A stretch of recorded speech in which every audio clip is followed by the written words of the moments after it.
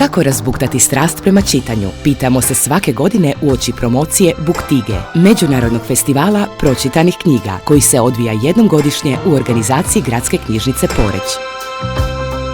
No kako živimo u svijetu brzih medija, da bi produbili interes za knjigama, ponekad je potrebno rasplamsati dodatni žar.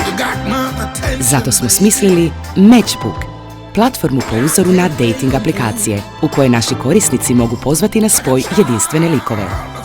Poput recimo Ane Karenjine u potrazi za ljubavnom pričom sa sretnim krajem, strastvenog i slatkorječivog Simona Beseta, vječnu romantičarku Bridget Jones ili primjerice Robinsona Crusoea, kojemu je očito dosadilo samovanje.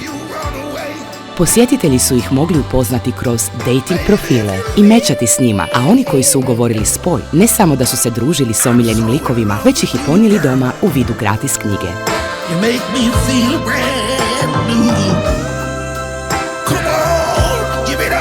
Sve je popraćeno i kampanjom kako bi što više čitatelja dobilo priliku za novu književnu romansu.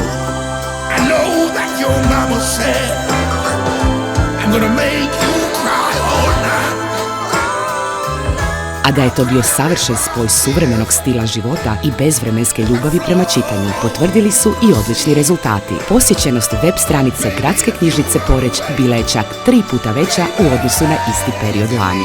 Od prodanih knjiga prikupljeno je 1715 € u dobrotvorne svrhe, a u samo 3 dana odrađeno je čak 40 romantičnih spojeva s pomlađenom publikom. Uz to smo saznali i jedan fun fact, da je stvaran lik Robinson Crusoe imao bi najviše mečeva.